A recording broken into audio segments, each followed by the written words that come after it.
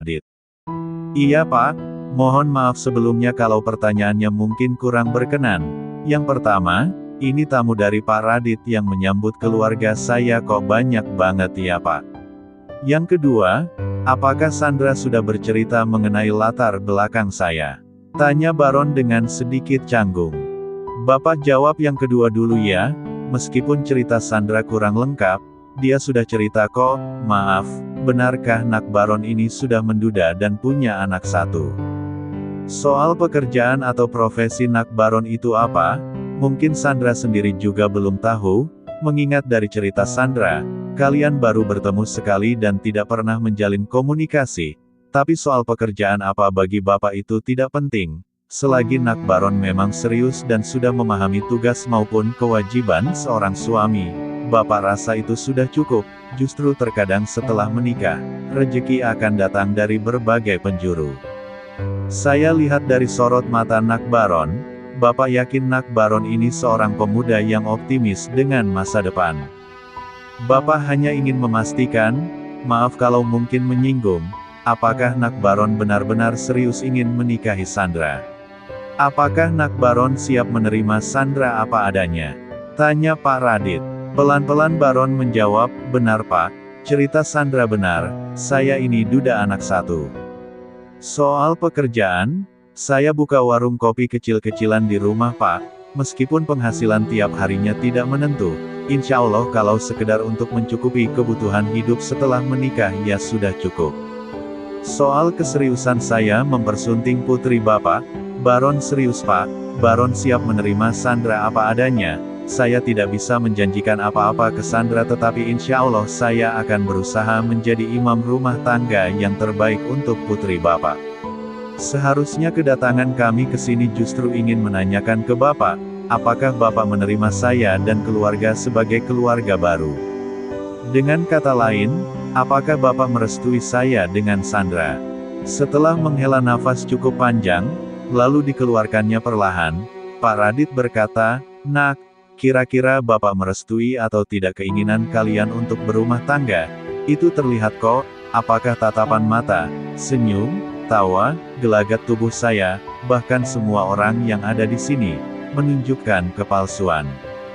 Saya pribadi, ibunya Sandra, dan semua yang hadir di sini merestui kalian Nak.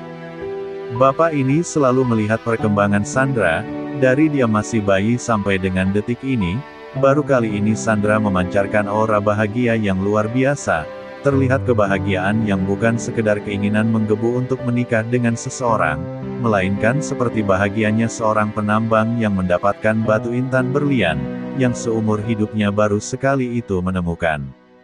Dia sudah sering berhubungan dengan bebatuan, namun baru kali ini dia menemukan batu intan. Lalu dia sadar jika bebatuan yang didapatkan selama ini hanyalah batu penghalang yang melukai badan. Menyaksikan kebahagiaan semacam ini, sebenarnya tanpa Sandra bercerita sekalipun, intuisi seorang bapak terkadang ada benarnya. Saya berharap Sandra menemukan seseorang yang mampu membuat dia bahagia, dengan kesadarannya laki-laki itu untuk menjadi imam rumah tangga yang baik. Tidak lama setelah itu, kok Sandra menghampiri Bapak ngopi di sini, lalu dia cerita soal Nak Baron. Alhamdulillah kalau begitu Pak, dari hati yang paling dalam, Baron dan keluarga mengucapkan terima kasih atas penerimaannya. Tapi maaf, kalau boleh jujur Pak Baron ini puitis ya, sampai bikin perumpamaan seorang penambang dan batu intan segala. Hehe, pancing Baron supaya Pak Radit menjelaskan maksud tersembunyi di balik perumpamaan itu. Sambil menyalakan kembali rokok kretek yang baranya sampai mati gegara saking lamanya parkir di asbak batu, Pak Radit berkata, ternyata benar dugaan orang tua ini, Nak Baron tentu akan menanyakan maksud tersirat dari kalimat sanepan Bapak. Begini Nak, sambil menatap ke arah Sandra, Pak Radit mengatakan, Sandra anakku, sini duduknya lebih mendekat ke Bapak. Dengan ekspresi agak tegang, Sandra mendekat, mencoba menerka-nerka sebenarnya apa yang hendak disampaikan bapaknya.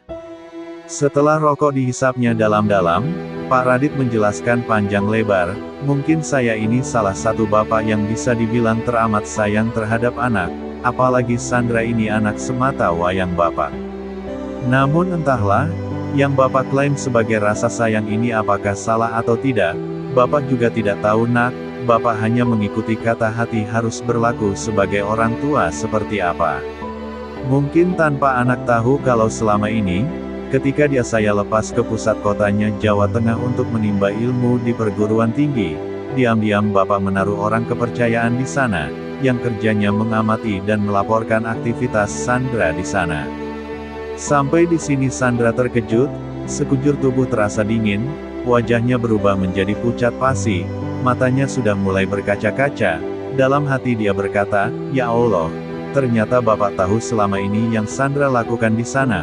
Padahal meskipun Sandra sekarang bertekad untuk berbenah diri, namun aib ini jangan sampai orang tuaku tahu. Biarlah orang lain tahu asal kedua orang tuaku tidak tahu. Ya Allah, hamba harus bagaimana ini? Dengan nada yang agak tertahan karena menahan tangis, matanya mulai memerah agak basah, Pak Radit melanjutkan, "Saya berbicara ini, karena lubuk hatiku menjelaskan bahwa Nak Baron sebenarnya sudah tahu semua soal latar belakangnya Sandra." "Benarkan Nak?" Sedikit bengong, sesaat kemudian baru dijawab oleh Baron, "Benar Pak, Baron sudah tahu tentang masa lalunya Sandra, dia telah menceritakan semua, tanpa tedeng aling-aling, bahkan dia bercerita sebelum mengenal siapa saya sebenarnya, dia bercerita sebagai orang yang ingin membenahi diri, menyesali diri dari tikaman masa silam. Dan dari situlah, hatiku bergetar seperti tersentuh angin persahabatan lama, seolah jiwaku dan jiwanya Sandra ini sudah saling mengenal sebelumnya. Waktu itu hatiku berbicara, inilah perempuan yang saya cari tanpa saya sadari selama ini. Perempuan yang bertekad untuk menata masa depan dan menyembuhkan luka setelah tertikam pisau masa silam." Dari situ akhirnya timbul kesadaran, penyesalan demi penyesalan seperti baris beruntun, dia duduk bersimpuh memohon ampunan, hujan air mata sampai banjir bandang penyesalan menyeretnya pada lautan pertobatan. Beginilah hati yang telah disinai cahaya ilahi, tidak semua orang mau dan mampu menjemput cahaya ini, namun Sandra putri Bapak, memilih menjemputnya dengan segenap tekad untuk memperbaiki diri. Belum sampai Baron selesai menjabarkan, Sandra memeluk erat bapaknya diiringi isakan tangis yang kian menjadi. Sandra berkata dengan suara yang terputus-putus oleh isakan tangis. Sesekali umbelnya meler juga hingga menetes di kemeja bapaknya, "Maafkan Sandra ya Pak, Sandra salah. Teramat besar dosa dan aibnya Sandra yang selama ini Sandra sembunyikan dari Bapak maupun Ibu. Sandra begitu munafik. Ketika melakukan dosa di masa lalu itu tidak ada rasa malu dengan siapapun. Tetapi meskipun Sandra sudah menyadari dan menyesali akan dosa-dosa itu, Sandra masih sangat malu untuk mengatakan yang sejujurnya kepada Bapak Ibu."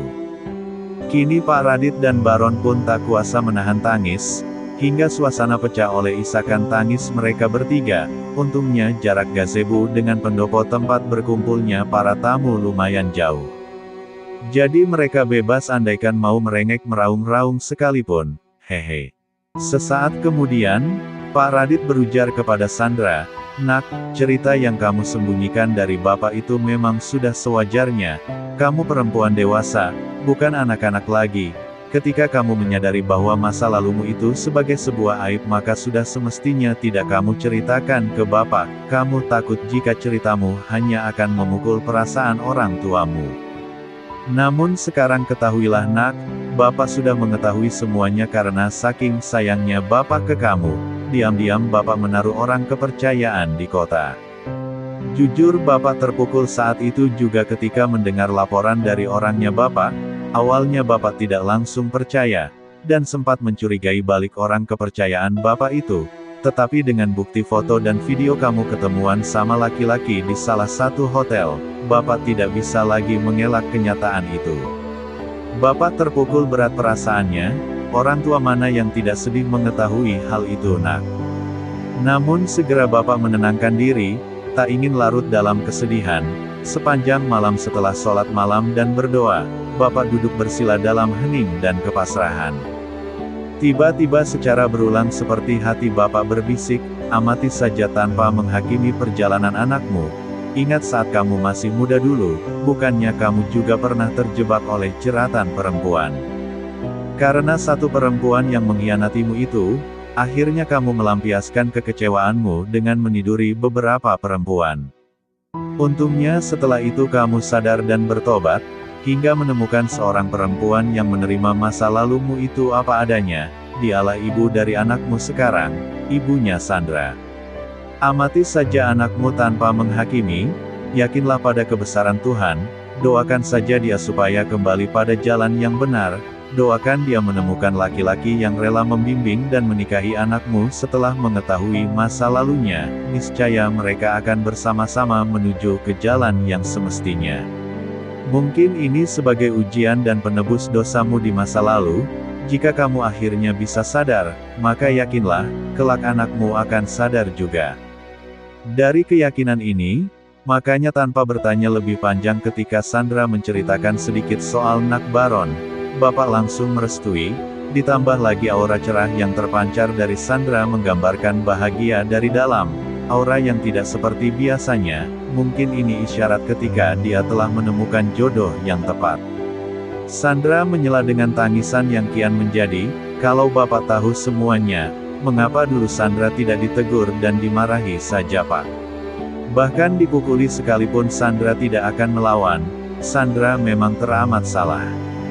Pak Radit bertutur dengan lembut, seperti yang Bapak jelaskan tadi Nak, mengharap anak tersayang sepertimu untuk kembali ke jalan yang benar, tidak harus dengan kata-kata yang menghakimi apalagi dengan kekerasan.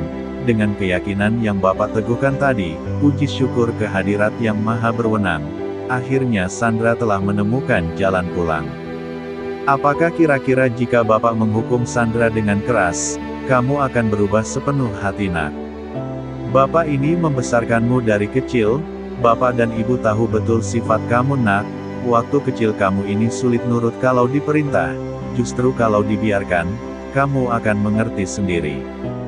Bapak masih ingat betul, ketika Sandra masih kecil, Sandra dengan sukarela mencuci pakaian, menyapu halaman, mengepel rumah, dan memasak sebisanya ketika waktu itu Bapak dan Ibu sedang sakit berbarengan. Sandra tidur di lantai untuk menjaga Bapak dan Ibu.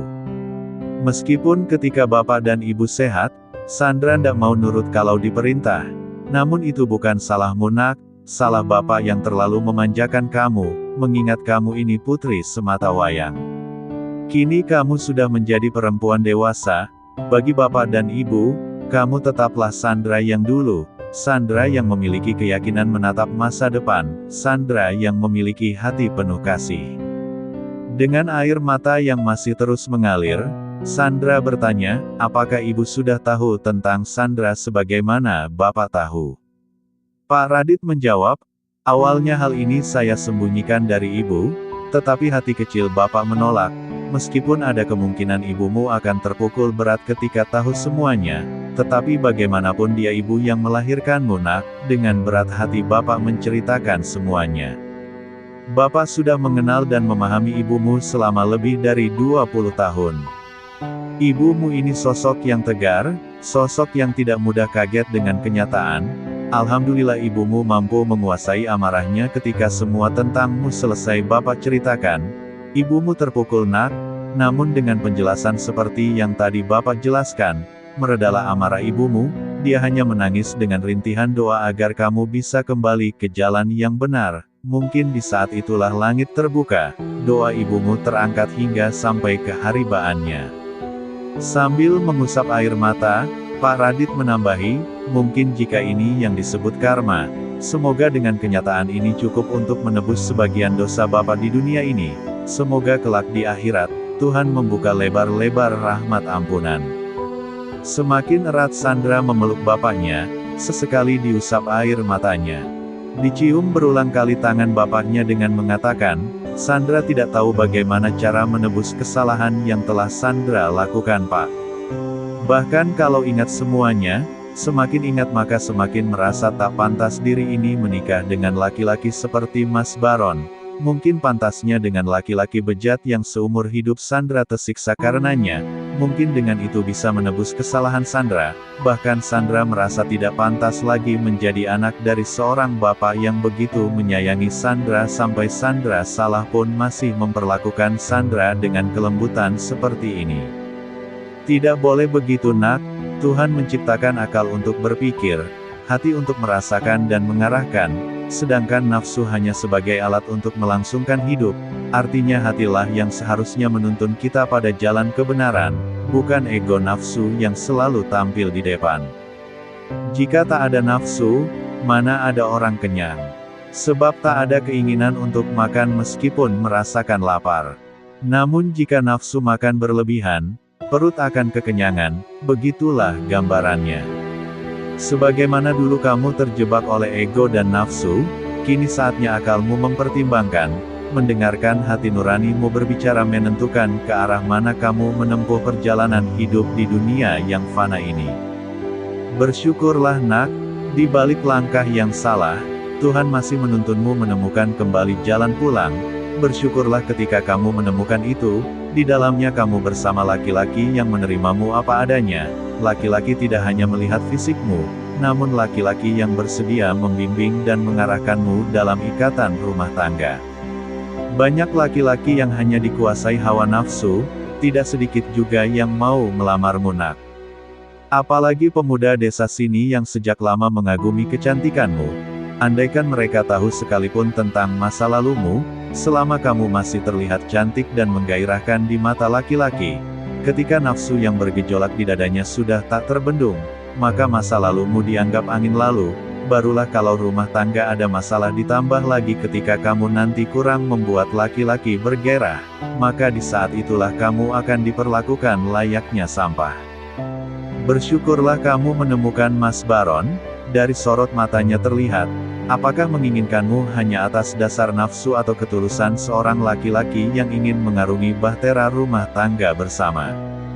Jika Mas Baron rela menerimamu apa adanya, maka tak pantas kamu mengatakan lebih baik dinikahi laki-laki bejat untuk menebus dosamu di masa lalu. Ketika kamu nanti menikah dengan Mas Baron, kamu bisa mencurahkan segenap jiwa raga dalam ketaatan sebagai seorang istri. Layanilah suamimu dalam segala hal, dukung dia untuk menyempurnakan hidup melalui pernikahan. Ingat, perempuan diciptakan untuk melengkapi laki-laki sebagai imam. Dengan pengabdianmu yang tulus kepada suamimu, selagi bukan bakti dalam kemaksiatan, insya Allah itulah jalanmu menebus dosa-dosamu di masa lalu.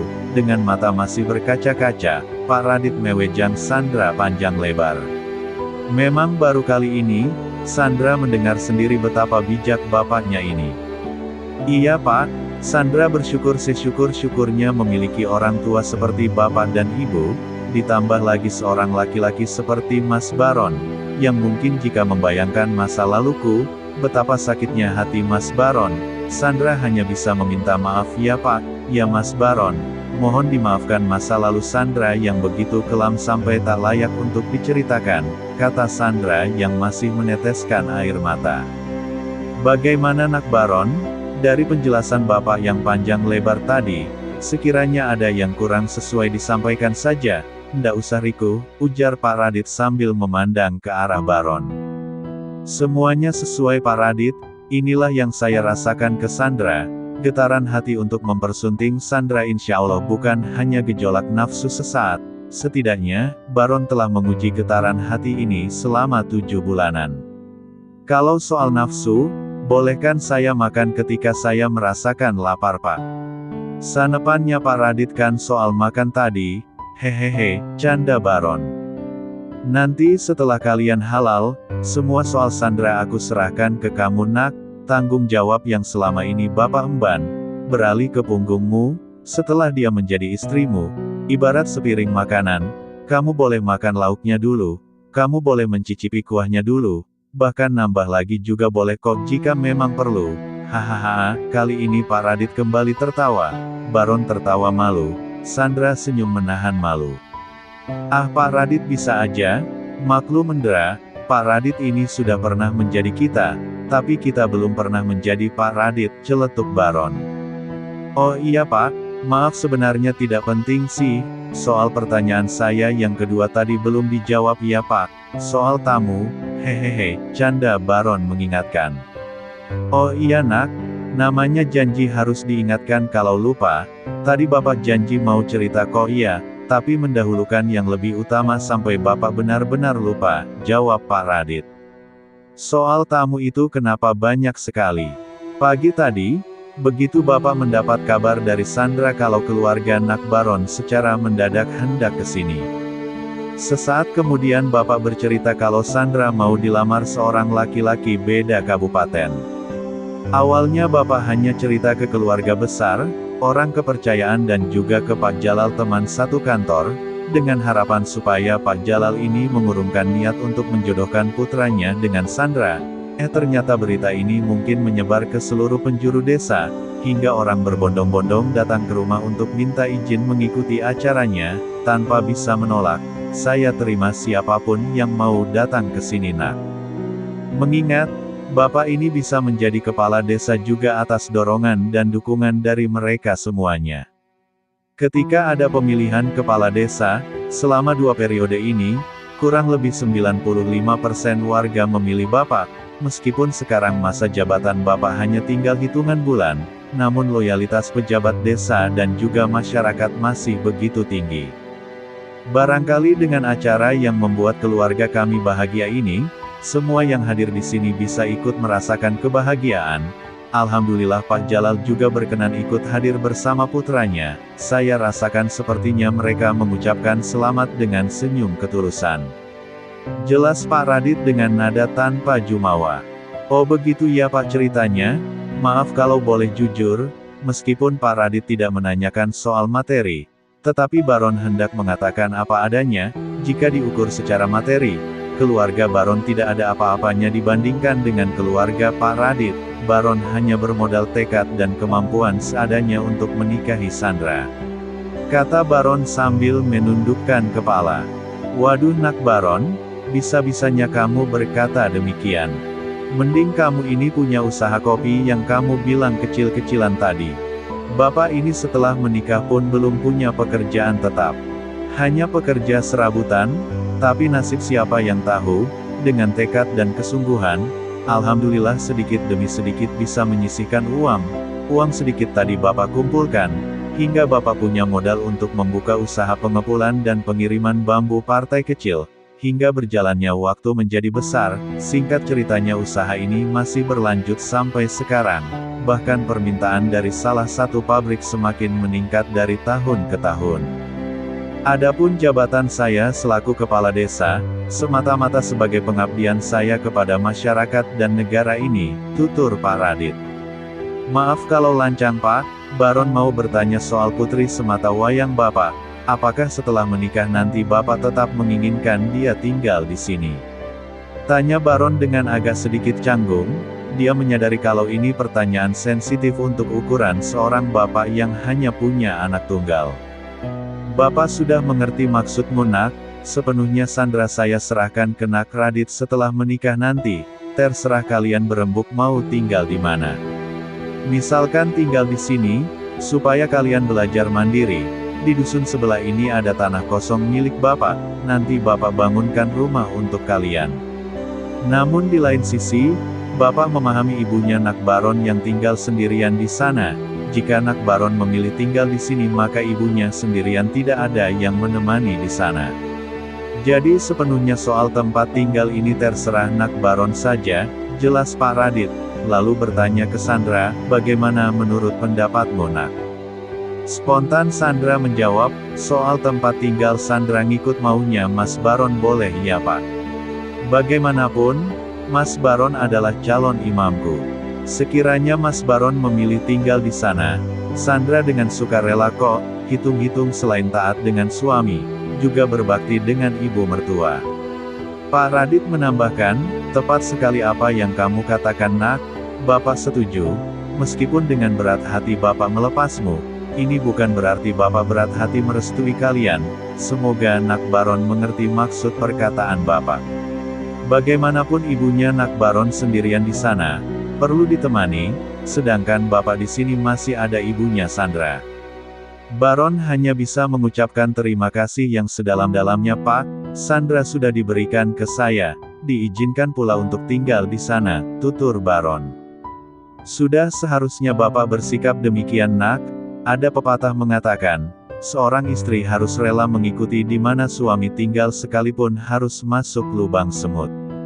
Tapi ngomong-ngomong, apa badan kalian muat jika harus masuk lubang semut beneran? Hahaha, canda Pak Radit. Oh iya Pak, satu lagi, mengingat Sandra ini jauh-jauh menempuh pendidikan tinggi, ijazahnya belum dipakai, apakah Bapak mengharuskan Sandra untuk mencari pekerjaan dengan ijazah tersebut? Tanya Baron untuk menghindari masalah di kemudian hari. Tenang Nak Baron, semua terserah kalian berdua untuk berembuk baiknya bagaimana. Jalani saja dinamika kehidupan berumah tangga nanti. Dan ini nasihat khusus untuk anakku Sandra. Nak, meskipun Bapak sekolahkan kamu sampai perguruan tinggi, dari awal Bapak tidak ada niat untuk mengintervensi kamu soal nantinya mau bekerja dengan ijazahmu itu atau tidak. Bapak hanya ingin kamu menimba ilmu dan menambah pengalaman di dunia luar, sebab tidak ada ruginya jika perempuan itu berpendidikan, bagaimanapun kamu nanti adalah madrasah pertama untuk anak-anakmu, jelas Pak Radit yang terkhusus untuk Sandra. Baik Pak, saya akan mengikuti apapun yang diinginkan Mas Baron. Jika disuruh bekerja ya Sandra berusaha cari kerja, jika disuruh fokus di rumah mengurus rumah tangga ya Sandra ngikut. Sandra tidak ingin memaksakan ego untuk bekerja di luar, jika itu justru membuat Mas Baron tidak ridho, jawab Sandra. Nah itu baru anakku, hahaha, celetuk Pak Radit. Begini saja Pak, sebagai suami, insya Allah nanti dengan segenap upaya, Baron akan mencukupi kebutuhan keluarga, syukur bukan hanya kebutuhan tetapi juga keinginan. Sejujurnya, Baron ingin Sandra fokus mengurus rumah tangga. Mengingat ketika istri berkarir di luar, akan berpotensi mengabaikan atau mengalihkan tugas dan tanggung jawab seorang istri, baik kepada suami maupun anak-anak. Meskipun tidak semua perempuan demikian. Meskipun misalkan uang berkelimpahan karena suami istri sama-sama bekerja, ketika istri sudah melalaikan tugas dan kewajibannya di dalam rumah tangga, Baron takut disitulah keberkahan bisa dicabut. Baron tidak ingin gara-gara masalah itu rumah tangga jadi ribut, jelas Baron ke Pak Radit. Tidak kusangka sampai sejauh ini analisamu Nak, Bapak setuju semua yang kamu sampaikan, semuanya masuk akal. Dulu ibunya Sandra ketika kerja di luar, punya penghasilan sendiri, kita malah punya hutang ke teman. Tetapi setelah dia keluar dari pekerjaan, justru rejeki yang datang melalui saya mengalir begitu deras seperti keran air yang terbuka penuh. Mungkin di situ ada rejeki dia, anak dan sebagian orang lain yang dititipkan melalui Bapak. Rumah tangga kami terasa lebih adem dari sebelumnya. Ibunya Sandra yang semula pura-pura tidur kalau malam Jumat, jadinya hampir tiap malam ndak pernah tidur, ndak pernah capek katanya untuk melayani Bapak. Hahaha itu cerita waktu Sandra masih kecil Nak. Ini Bapak ceritakan untuk motivasi ke Sandra, kata Pak Radit sambil tertawa lebar. Ah Bapak jangan diceritakan dong, hihihi, sambung Sandra dengan muka tersipu malu. Nak Baron, gak enak sama ibu-ibu mungkin lama nunggu kita di pendopo, ayo kita ke sana, nanti giliran ibunya Sandra yang bicara soal hubungan kalian, biar mereka bicara antara ibu dengan ibu, hehehe, ajak Pak Radit. Baik Pak ayo kita ke sana, jawab Baron dan Sandra kompak. Lalu mereka bertiga berjalan menuju pendopo, singkat ceritanya, kedua belah pihak setuju dengan kerelaan masing-masing untuk menikahkan Sandra dengan Baron. Malam itu semua tamu dari keluarga Baron diminta menginap di rumah Ibu Sandra, rumah itu lama tidak dihuni, namun dirawat setiap hari oleh seorang kepercayaan Bu Sandra. Esok harinya, pagi-pagi sekali Baron diantarkan oleh orang kepercayaan Pak Radit untuk membeli segala sesuatunya yang berkaitan dengan pernikahan. Perlangsungan acara pernikahan tidak menunggu lama, siangnya selepas duhur, kedua mempelai datang langsung ke KUA setempat. Beruntungnya Baron dan Sandra ini sudah saling mempersiapkan persyaratan administrasinya. Tidak ada acara mewah dari keduanya. Bagi mereka, kemewahan adalah kebahagiaan mereka berdua sepanjang hidup. Setelah akad selesai, Baron beserta keluarganya memohon izin, pamit ke Pak Radit dan Bu Radit untuk memboyong putri semata wayang mereka. Ibunya Baron, Pak Radit dan Bu Radit matanya berkaca-kaca menahan haru atas kebahagiaan putra-putri mereka. Sandra sungkem kepada kedua orang tuanya, dilanjutkan ke ibu Baron. Begitupun Baron sungkem kepada ibunya terlebih dulu, dilanjut ke Pak Radit dan Bu Radit. Begitulah, pernikahan mereka terlaksana meskipun tidak ada acara formal apa-apa. Sekian dan terima kasih.